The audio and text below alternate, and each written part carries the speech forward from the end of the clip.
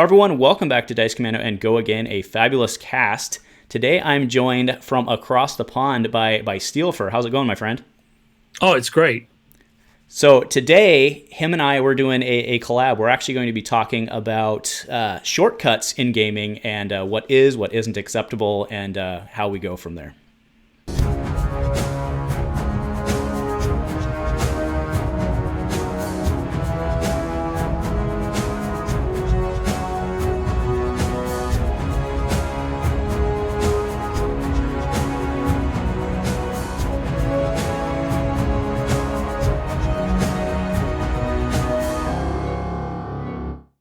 A huge shout out to our channel members for supporting what we do here. If you want to get involved with the channel and the Dice Commando community, please consider joining as a channel member. Remember, these videos are only possible with your support. You can show that support with a like, a subscribe, and by leaving us a comment and sharing your feedback. Community first, and go Commando. Hey folks, thanks for tuning in, and Steelfur, how are you doing, man? Thanks for joining. I mean, it's a great day. I've got all this Flesh and Blood streaming to be watching, so I've pretty much just been immersed in the game since 8 a.m. this morning, so I'm feeling pretty good. Yeah, fair enough. So we have the French Nationals going on. We have the U.S. Nationals going on as when we're shooting this. This will actually go up at the end of the weekend, so by the time you're watching this, you'll know everything that's happened, but him and I do not as of this point.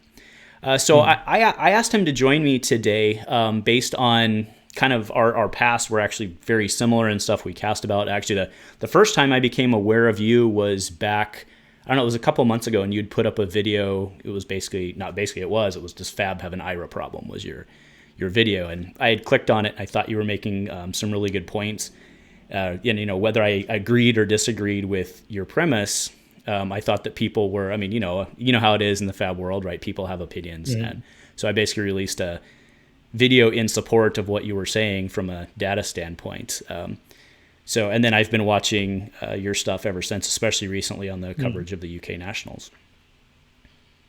Yeah, a lot of those videos, it's very easy to get caught up in the drama of what's going on, but there is an objective standpoint you can take where we have some data, we have judge ruling, have all kind of things to guide us, our discussion, rather than just getting caught up in the fire of what's going on.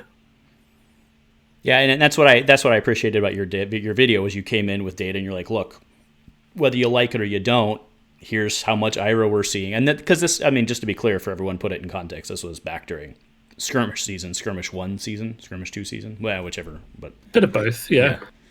So yeah. And we're seeing exactly a similar thing unfurl with the Briar numbers from, yesterday. And if that continues for 4 or 5 months, then the follow-up video is, do we have a Briar? Right. Yeah, so, you actually bring up an interesting point. I actually posted a video last night. I don't know if you watched it or not. If not, no big deal. But I was drawing a lot of... it's very early to be saying anything, right? Yeah, but my point was that I see a lot of similarities with Ira in how Briar runs, in that it's kind of just like good stuff Fab, right? Like, exactly. In the Chane case, the argument I was making in the Chane case is they could go kill seeds and it would hit. It was a tool that hit just him.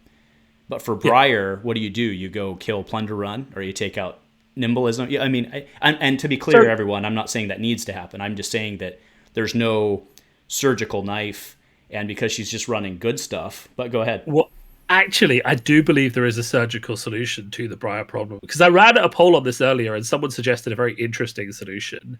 But I agree. I agree with you. I don't think the deck is a problem yet. We've had 2 tournaments where it's been really dominant. The meta hasn't actually had a chance to shift. And there are some decks like Ice Lexi that really do just beat up Briar, right? But if those can be tuned to be good against the rest of the field, then we may see an interesting meta develop. But the actual solution, the surgical solution to the Briar problem, isn't a ban. It's an errata to the Briar card itself. And all you need to change, really, I think, to fix Briar is to change the embodiment of Earth Trigger from an attack action to an Elemental or Runeblade attack action. Which means that it's not about running the best generics. You have to run cards from the class or from the Elemental set to trigger it. And the Earth deck will be completely fine. You'll be playing your Explosive Growths, your Stir the Wildwoods, your Entwine Earths, all that good stuff that the Earth deck's already running. But it turns off a lot of the generic power that is really fueling the current Briar deck wins or Cheerios or whatever you want to call it. Mm-hmm. Yeah, I think that's a good point. Someone had actually commented on last night's video that it's like, both Lexi and Oldhim require utilization of their elements, and, all that Briar really does is kind of give a head nod to those elements in the tokens, right? So yeah, exactly. Yeah. She rewards it because a lot of her cards do split arcane and physical damage, but that doesn't actually mean you have to run those cards if there's just a better generic that does more for you, right? Yeah, I agree. So before we get into our discussion, why don't you give everybody kind of a little bit of background on you as not just a Fab player, but I know you've played a lot of other games in the past, and who you are, and let us know about you. Yes, I'm 31 years old, so I'm not super ancient, thankfully. I've been playing card games since I was like 10. I started off with Magic, as everyone does, and then I quickly pivoted because I couldn't afford to keep up with Magic Standard into a game called Legend of the Five Rings, which is more faction based. So it wasn't as hard to get, at least not the generic cards for the game, but your faction cards were very easy to get. So you'd build like 80% of a good deck, and that felt really good. And then I stopped doing that at university because I ran out of money. I was a student. And then I think it was about 7 years ago, I started getting back into card games because they re-released the Legend of the Five Rings game as an LCG. And then I really got into that, and I got into Arkham Horror again, and I got into a few of the other Fantasy Flight game LCGs. So that's kind of really when I started streaming, because there was sort of a niche in the LFR market for someone doing, we'll say, competitive level commentary and game updates and analysis. Even though it was a very niche community of about a couple thousand people, people really needed that kind of content. So I started doing that. And then that game got cancelled, for better or worse. I didn't receive any support from the company during the pandemic. So then I got invited to come and play Flesh and Blood by a friend of mine, and I was like, I'm not playing a TCG, I don't have the money. But then I was like, okay, but there's a lot of OP support, so I'm getting involved. And I mean, for me, content creation in an informative, creative way comes quite naturally, because for my job, I am a research analyst. So I do spend a lot of time presenting at conferences, doing webinars, those kind of things. So doing them in my private life is kind of just like an extension of my work skills. So I don't have to get too stressed out about it. I just sit in front of a camera and I can talk about things I'm passionate about fairly easily. And then I just try and structure it in the same way I would if I was working, which is to, I'm thinking about the board or the C-level executives I'm giving a presentation to. What are the things they need to know? How do I deliver it in a really concise manner? And what are the arguments that make them think that I know what I'm talking about? I can't just spew out opinion, because they'll want data, they'll want logic, they'll want case studies and facts and those kind of things. And then once you start doing that, you do that in all the videos you record, because it just becomes a habit, really.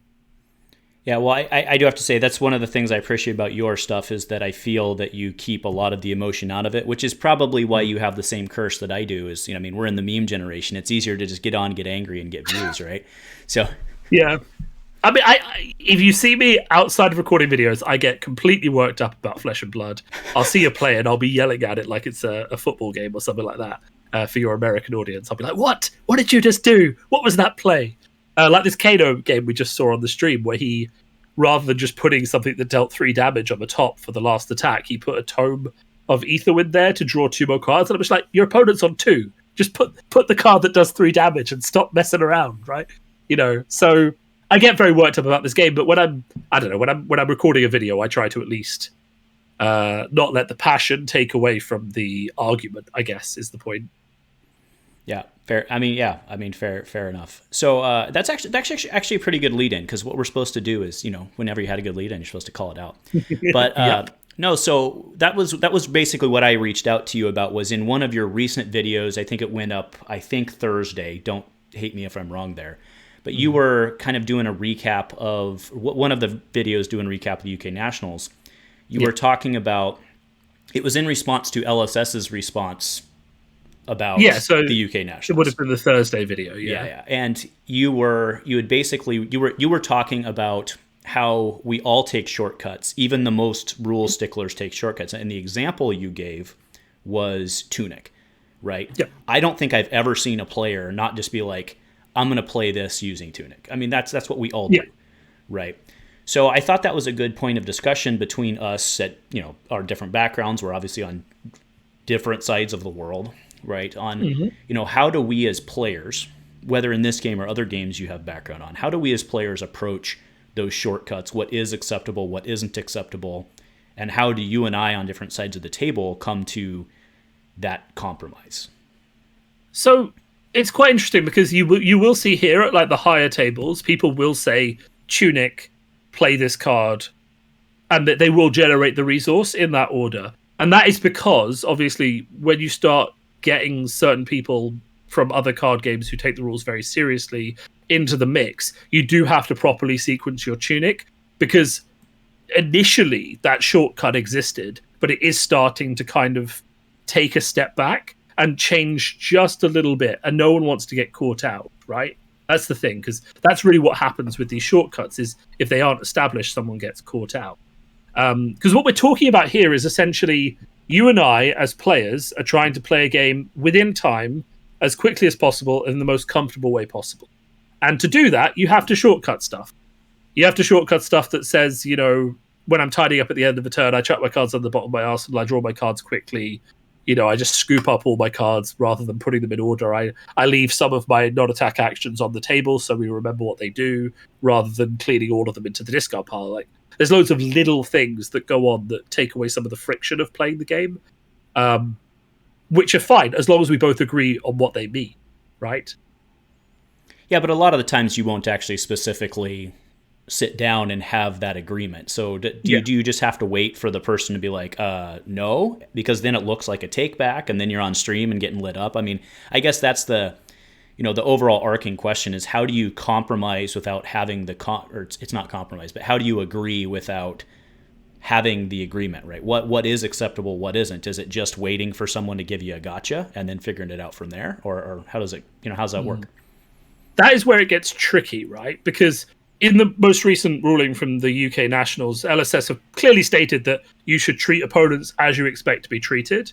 And what that establishes as a precedent, which is common in other games, is this rule of established shortcuts, which is that if your opponent does something and you don't have an issue with it, and then you do the same thing and they have an issue with it, that they can't actually call a judge on you and get you in trouble. Which means that, yes, in a game, so if your opponent uses Tunic after playing a card, then you can take it as a carte blanche to do the same thing. And if they call a judge or complain, you can just be like, actually, you did that, so that's okay.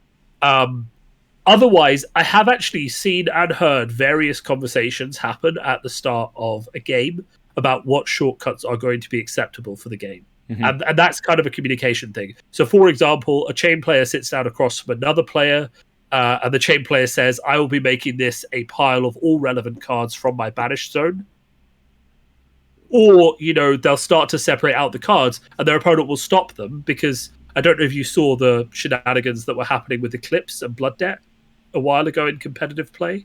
Oh, that was at the Vegas calling, right? It's happened a few times. Yeah. But for your audience, basically someone would make a pile of all relevant Blood Debt cards and have it separate from their banished zone, and then put Eclipse into their regular banished pile, and just let the cards pile up on top of it so that their opponent couldn't see they had Eclipse, right? And the reason that was a problem from a shortcutting perspective is, if I'm your opponent and I think that is a card pile of all relevant cards that you can play or interact with from your banished, then Eclipse needs to be in there. And if you think that it's only a card of Blood Debt cards, it's only a pile of Blood Debt cards, then Eclipse shouldn't be in. But if we both have differing ideas of what shortcut you're using to clear up the game, then neither shortcut is allowed, and we have to have a conversation. So you did see after those big events conversations happening where people would say, "Is this a Blood Debt pile, or is it what am I allowed to be?" And players would be like, "Oh, it's a Blood Debt pile," and the opponent would be like, "Well, actually, it has to be a relevant pile for everything from banished, or you can't use it because as your opponent, I can deny you the use of shortcuts if I don't think that they're appropriate for the game." Yeah. That's actually a really good point. I mean, I most games I've played, Levia, whatever, you'll set aside the Blood Debt because going through the discard pile the banish zone every turn and counting is significant, right, at the end of the game. So exactly. Yeah. And as your opponent, it's better for me if you have a clear Blood Debt pile, so you know exactly how much you're taking at the end of the game. So that's the example of a shortcut that becomes accepted. Nowhere in the rules will you... Well, it does say you can create separate banished piles if it makes sense, but it doesn't define that it has to be a blood debt pile or something like that. It just gives the license to you. I think those things are important, but I think they are one of those things that immediately starts to fall away when you go into the higher level of competitive play. We're going to see at the calling, we've started to see at Nationals, where you really have to decide as a community what shortcuts are going to exist and stick around. And if not everyone is playing by those rules, they do just tend to go away, right? So the second that someone in the top 8 of a calling gets called out on a tunic trigger and their opponent says, well, I've never shortcutted tunic like that this game, so you can't, then you'll start to see people being a lot stricter on their tunic triggers and triggering it before they do anything. Yeah, so, I mean, doesn't that mean that it eventually... Because, I mean, that's why the tunic thing has popped up in the last couple weeks, is it's just one more angle to get your opponent on, right? Yeah, exactly. I mean, to be blunt, it is, right? So... Yeah, exactly. Do we just naturally gravitate towards more... I don't know what the proper word is, but do you just naturally gravitate towards doing stuff like that overall? I think eventually you do if you have aspirations of competitive play. Because really what we're talking about here is the filter down effect. So if you have aspirations of competing in the top cut of a Nationals or a calling or something like that, then all of your practice has to be with the same level of strictness that's applied at those events, so that you don't develop the habit of, you know, like pitching first before playing a card or using tunic without declaring. So I think yes is the answer to that. Whether the community as a whole kind of pushes back against that trend, which they can do. I mean, you know, there are shortcuts that become established outside of a specific game, if that makes sense. Like if every single person at the tournament, except for one person, insists that using tunic after you played a card is fine, then just because one person has a problem with it at a specific point in a final doesn't mean a judge has to rule that it's an issue. A judge can just rule that it is an accepted shortcut for their community, if that makes sense. So yeah, the tunic one's interesting, right? I mean, it is and it is. Like, I think again, that's why I think it's a perfect example, right? Is obviously the way it works is that you do need that there before you play it, because of the actual trigger on tunic. Makes sense. Yeah. But, you know, another one you referenced was the, you know, pitching before you play something. That one's always interested me from it doesn't matter, right? It's one of those things that doesn't matter, because all of the things happen, right? In order to play the card, you have to pay the cost as well as charge or fuse or whatever, right? It all happens game effects simultaneously. So while there are proper ways to do it, as defined in the rules, it's one of those things where, like, why are you busting my chops on this, right? I think it's perfectly reasonable for someone else to ask that. So this is where, at a high level of REL, it gets a bit complicated, right? Because we're talking about active action windows and how we handle those as a community, what we regard as being the next action window. And if pitching a card is the second step in playing a card, if I pitch a card and then decide I don't want to play a card, can my opponent call a judge and say he has already started playing a card, therefore he has to finish playing a card because he has skipped step one of playing a card, which is putting it on the table? So say, for example, I pitch something to play it and my opponent does something that reveals some hidden information. Do I have to continue playing the card that I've already announced? I would say yes. Right. I mean, exactly. Yeah. By the same token, if I pitch first before I play, and then I realize I've missed a trigger, can I pick up the pitch because I didn't play the card? Or have I missed the trigger? Right. Because exactly. You're taking the action of playing the card. And that's why I say it should all be considered to have, because it does have to happen simultaneously. You can't play the card without paying for it, or without doing the other things, right? You can't fuse without playing a card. I don't know why you would do that, but I'm just saying, right? So where this gets a little bit complicated is if you pitched incorrectly to play the card that you then try and play, right? So if I incorrectly pitch and then try and play something and I can't do it, then the game state officially has to be rewound to when neither the card is pitched or the card is played. At which point, I'm still in the previous window to do something completely different. So you're saying the abuse would essentially be going fishing, waiting for the reaction. So so I incorrectly pitched to play something. Now you could only have, I mean, we're talking about edge cases here, but the edge cases are where these things get interesting. So what if I pitch incorrectly to pay something, have to take it all back, and my opponent has already revealed some hidden information that I didn't realize? Then we're in a situation where pitching in the correct order does become relevant. But I agree that most of the time it isn't, and that's why it's not a massive deal as a shortcut, right? A lot of people just always pay for a card before they play it because they've played other games. But you've got to think about how this could go literally the worst possible as we start to add like massive. I mean, the prize pool for nationals is $10,000 plus a card worth, $2,000-$3,000. At that level, there will be people who try and cheat for an advantage. There will be people calling on the rules, try and get them a little bit ahead. Yeah, for sure. Yeah, but all of that bleeds. I mean, this is where I'm not concerned about it, but my relevance is, it all bleeds down, right? If if somebody's doing that at the high level, then you and your 7 buddies may, there may be 7 of you at your 8-man armory who all play the same way, and then you have one guy who comes in and ruins the day, right? By being that guy, right? So it does trickle down. Like something that my play group does very regularly. I play Dorinthea a lot, right? And we'll, even though they're not supposed to, we'll still leave the cards in play, right? Like a Sharpened Steel into Warrior's Valor or whatever. We'll leave them there to help us track what's going on. Now, we don't do that in like a Levia match, for example. We don't do that. But for the most part, we'll leave those in. Now, we know that that's not supposed to be the way it works. But it helps us facilitate, especially with like the newer players, right? It helps us facilitate the game. Yeah, 100%. Better, right? And I don't think most people have a problem with that. Now, I'm not going to go to nationals and do that, right? I mean, I get it. But then you could very easily have someone come in and bust your chops on that. So it's very interesting. If you've watched the national stream, that's happened consistently throughout nationals. So I don't think it is an issue as long as there aren't cards that are interacting with that zone in a way that requires you to do that. But some people, this is it. So someone could throw you off your game if you play that way 100 times and someone says, oh no, every time you do it wrong, they interrupt you and they say, actually, can you can start to get thrown off your game, which is why people practice in the same way that they expect to play at the high level, at the high level tournament. So that is why it does filter down, which is a bit of a problem. Because as we've seen, the main problem this weekend isn't the tournaments or the organization. It's the fact that Flesh and Blood is still a very new game, which has, up until maybe this weekend, for a lot of people, been played locally, kitchen table, small LGS.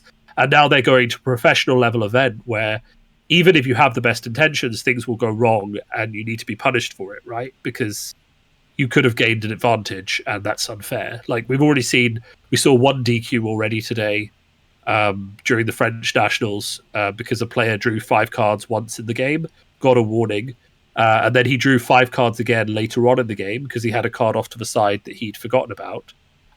He realized that he'd made the mistake. You can tell that he realized he'd made a mistake. Tried to basically not reveal it because he knew he would get punished harshly for the second time, and effectively tried to hide the second card off the table while it was obvious that he had 5 cards, and like keep his hand stacked up and all this other stuff for about 2 minutes until his next draw phase, when obviously he drew 3 cards and then thought, okay, I've got away with it, and then went on to win the game. Now, as I understand it, the judge, he's a known member of the community. No one thinks he's cheated, but he's obviously made a mistake, got very nervous, and then done something that's worse than just putting up your hand and saying, actually, I screwed up. Because you're not getting DQ'd for telling a judge, I've done this mistake twice in round 1, game 1 of a tournament. You're getting a slap on the wrist, an IP2 penalty, and you will lose the game maybe and play the next game. But because he tried to hide it, he got DQ'd. And that sort of thing is going to happen a lot unless this stuff does filter down. But obviously the filtering down can also cause a problem for the local communities who want to have a casual environment to have a bit of fun in. So it's a tricky one, I think. Yeah. I mean, it's obviously a competitive thing, and so you have a background with FFG games, which is interesting because I do as well. We were Star Wars Destiny for a long time, and something that struck me as being very different in the way that Flesh and Blood approaches, and the entire community. So I'm assuming Dragon Ball and all these other games, right, where people are coming from. In the FFG rule set, their expectation was that both players were responsible for maintaining board state, and that included everything, right? So if I were to have missed one of my triggers, beneficial or negative, whatever it may be, and you allowed me to miss that knowing that it would work in your advantage, we were both responsible for that, and you could actually be punished for that. But in Flesh and Blood, by and far, if I don't tell you to discard a card on your pummel, that's my problem, right? And that's something that's been very interesting for me to wrap my head around, is because it still says in the rules that both players are responsible for maintaining board state, but then you're not responsible for discarding on a pummel hit if you're not told to. So how does that sit with you? This is just a personal opinion piece, right? I'm just curious. Yeah. Because there are two schools of thought going on here. There's the more I help my opponent, the better game we have in the end, because I've helped them remember all this stuff, and therefore we have had the most competitive game possible. And then there's well, if they don't tell me, then I'm not responsible for remembering, therefore it doesn't happen, right? I fall into the first one, but I have a feeling that, if I was in the room and the prize was really on the line, I would probably be in the second one, which is it's an interesting thing to say, but the fact is that it's up to both people to maintain the game state to a point, but it's up to people to announce their triggers and make sure the triggers on their cards are seen through to the end of the deliverance, right? And that means that if there is a mandatory trigger on the table, it's up to both of us to remember and make sure that it happens. But equally, like, if you miss a beneficial trigger, it is supposed to be on you. I mean, you're the person who needs that thing to happen. So I guess I'm fine with the responsibility of that being put on you to make sure that your effects are happening in the right order. Because it's not really fair to then go back and say, well, yeah, obviously you get this thing that's changed how my turn would go just because you forgot it a minute ago. Like, you can't remember something that should have happened before and then get it, because that would change all of my turn. We only really have two options, which is to rewind the game or make you miss your trigger. And then that kind of depends on when we noticed it, and whether or not it's a beneficial or negative trigger. I realize that's not a very good answer, but I think it's just a difficult one. How about I float a scenario to you? Okay. I love Dorinthea, right? I hit twice and I forget to put a counter on my Dawnblade. Okay. And you say, okay, well, he missed his trigger. Yep. Right? So, but now let's flip it around, and I have a trigger on my Dawnblade, and I don't hit, and I forget to take it off, and you point out that I didn't take my trigger off. Right? So from right, that's kind of it's kind of a weird scenario, right? Because you're at the point that you're only pointing out to your opponent their negative triggers and not their positive triggers. Do you see what I'm saying? Right? Like, yeah, absolutely. Yeah. And I think this just comes from the only way we really have to stop and catch people who cheat for their own advantage is through the things they do that get them the advantage, if that makes sense. So if you're constantly forgetting your Dawnblade triggers, like to take counters off, then you are getting an active advantage in the game for playing sloppily, right? And let's face it, if a counter trigger is missed, it is a warning on both sides of the table, right? But the distinction is that if a negative trigger is missed, the negative trigger will often get enforced as quickly as possible, whereas if a positive trigger is missed, you don't get the benefit, right? And that's often how it works. So if a Levia misses Blood Debt, then Blood Debt is probably going to be enforced on Levia regardless.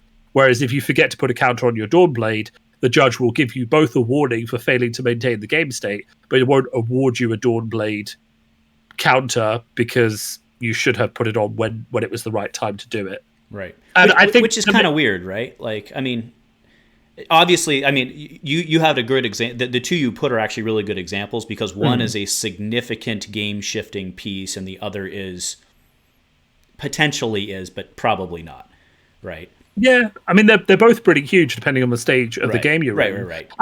I think really what it comes down to is a punishment and enforcement kind of thing, right?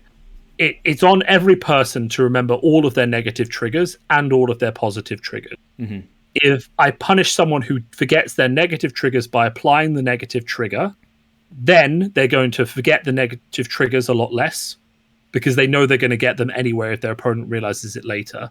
If I punish someone who, well, if I don't punish someone who keeps forgetting their positive triggers by allowing them to retroactively get that trigger after it was missed, then they're not going to learn to apply their negative triggers in a timely fashion because they're going to get the benefit anyway. And that's probably what it comes down to in terms of the rules of the game, which is just to make sure that people are playing better by not rewarding them or punishing them for doing the opposite of what they need to be doing, right? Mm-hmm. But it is still the case that if you come onto a table and one person has taken 4 damage when they were supposed to take 2, both those players will be getting a warning for failing to enforce the game state.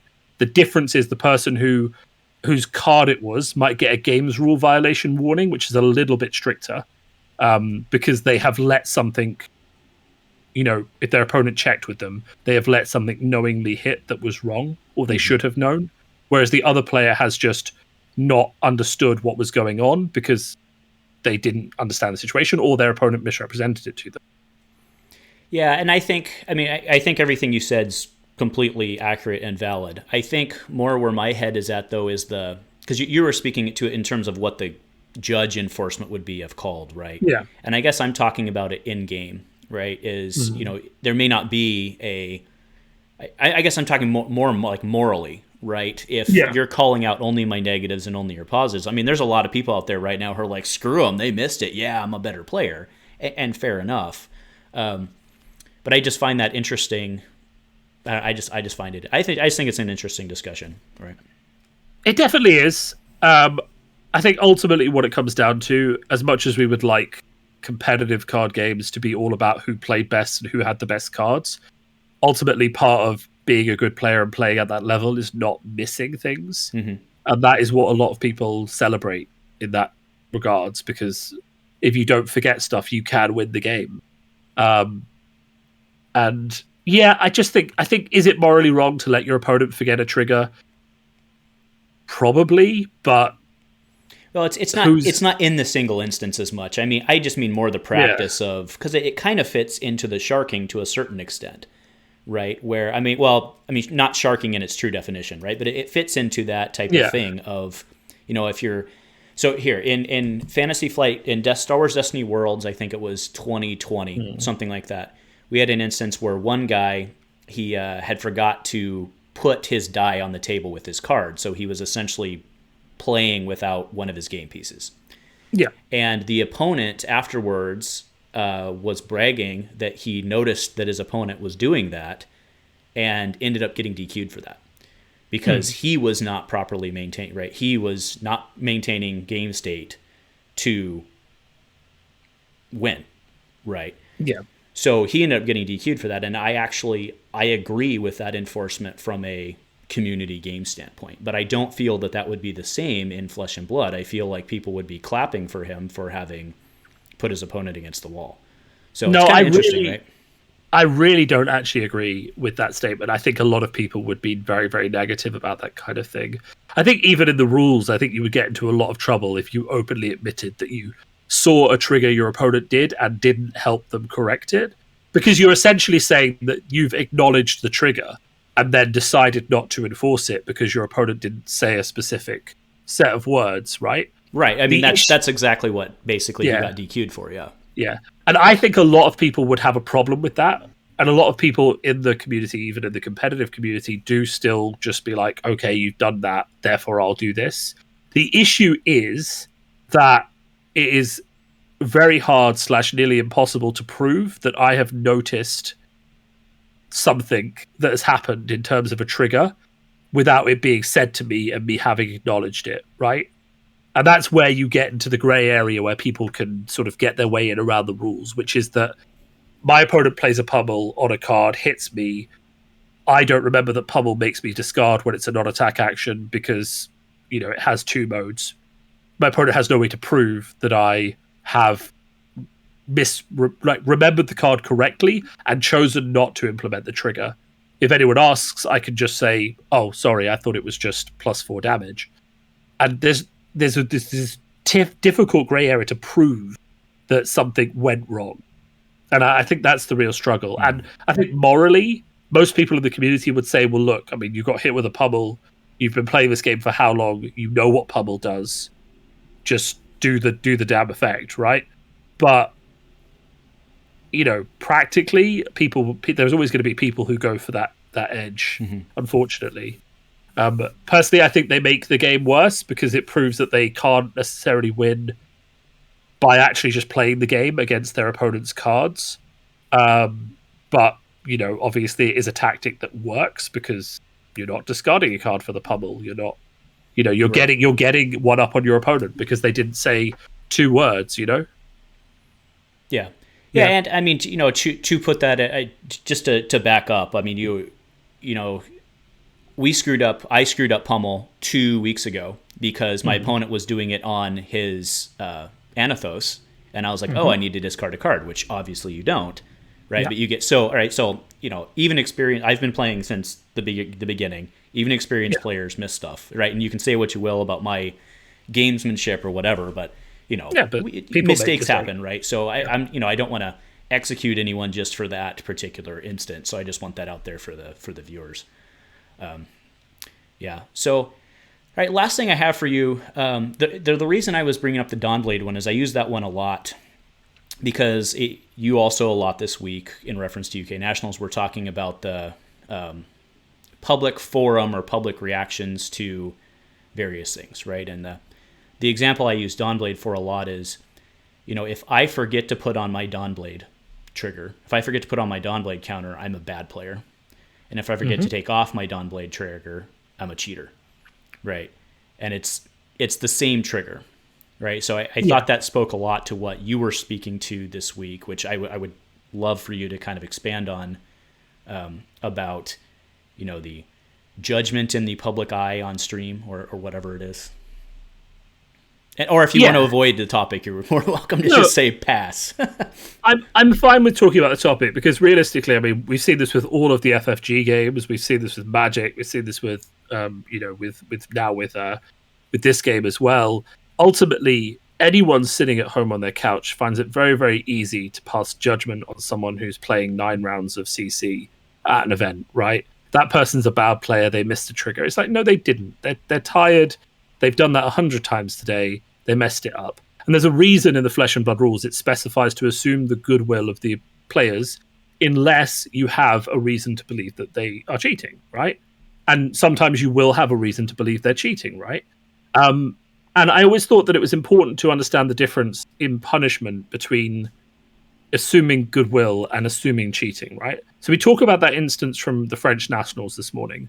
The judge didn't assume the player was cheating, even though the player had done something twice to his benefit.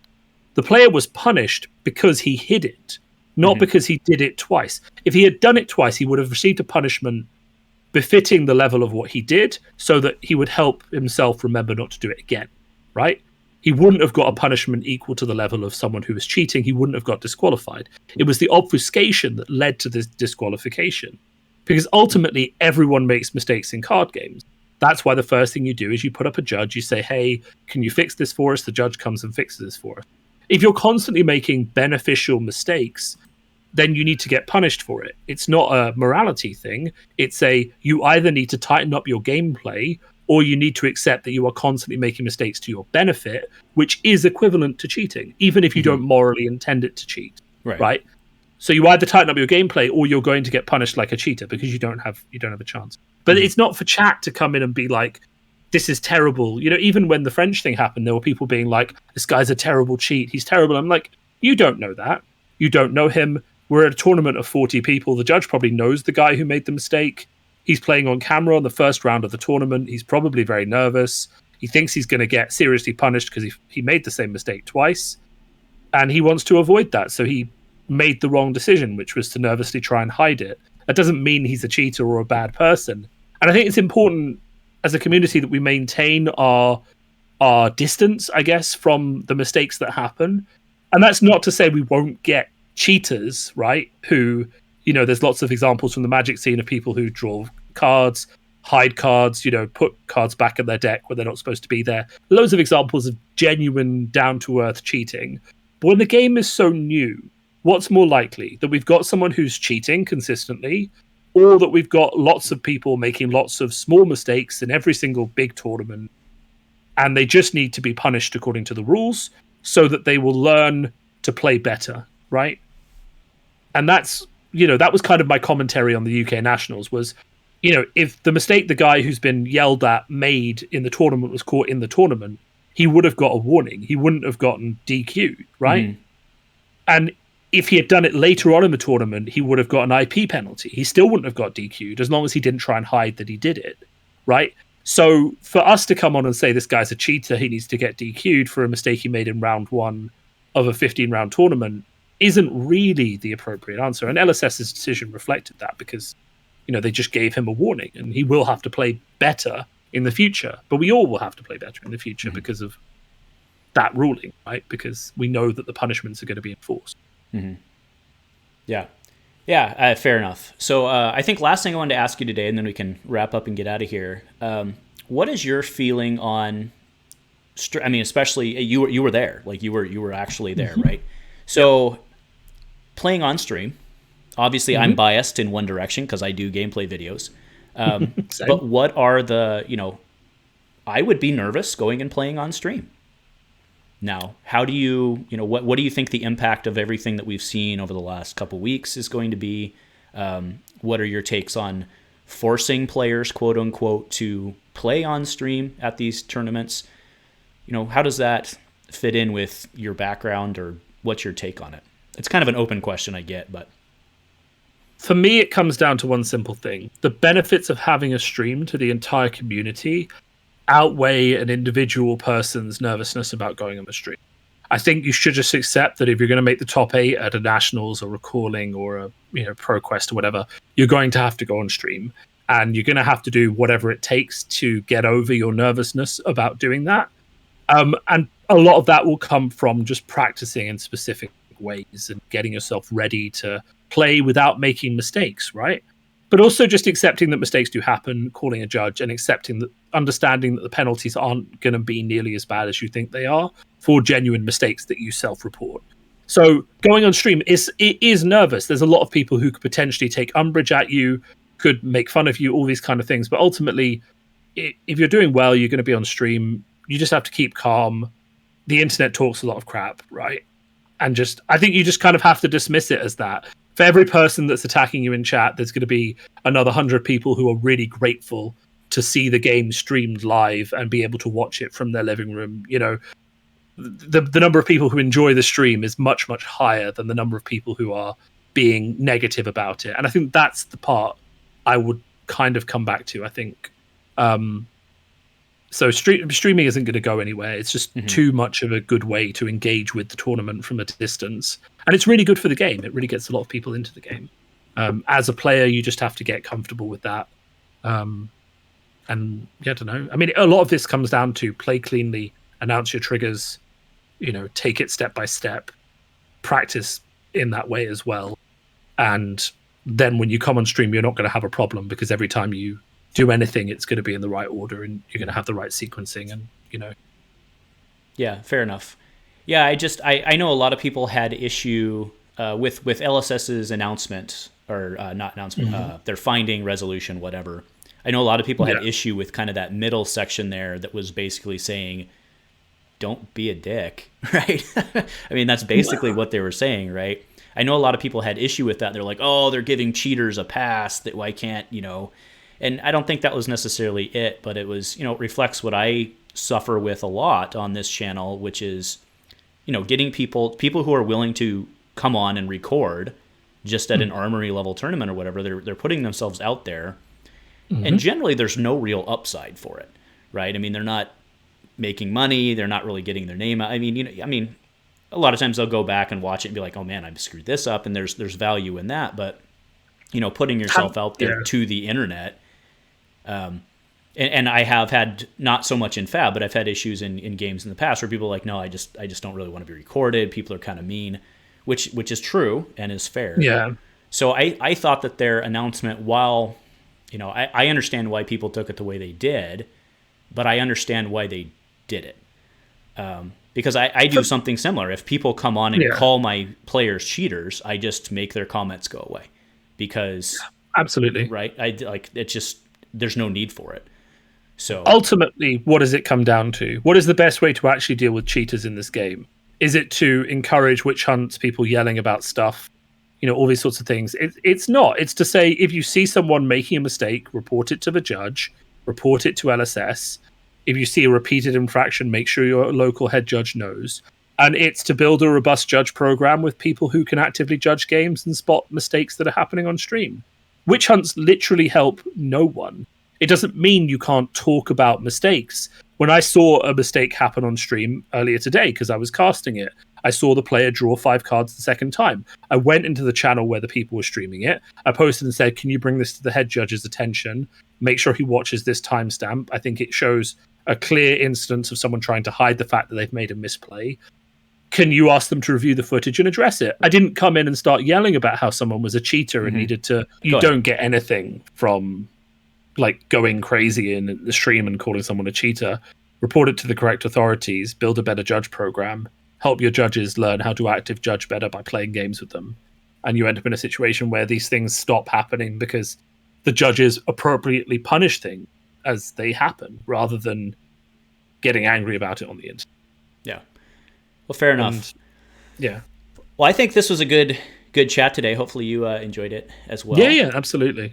So why don't you let people know where they, we've kind of alluded to it already, but let people know where they can find you, how they can find you. And yeah, so I am mostly just on YouTube these days. So you can find me Steelfur on YouTube. That's where I do most of my stuff. I may set up social media and Twitter and stuff like that in the future.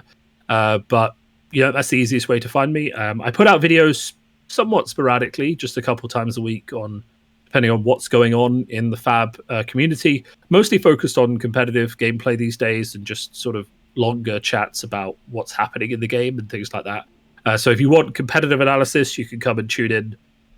Or if you just want to hear someone talking about the game in a British accent, I can be here for that as well.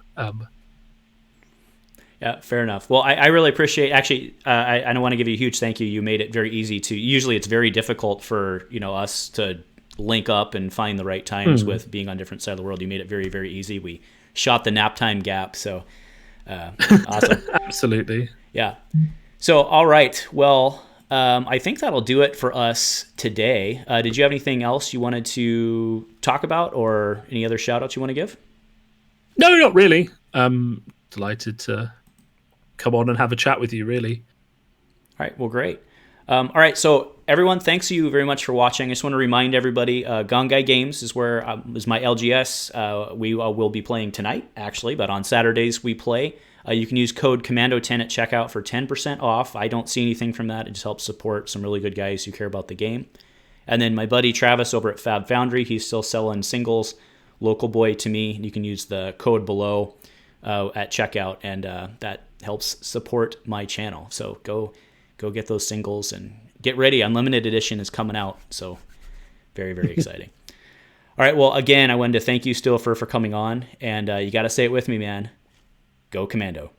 Go Commando.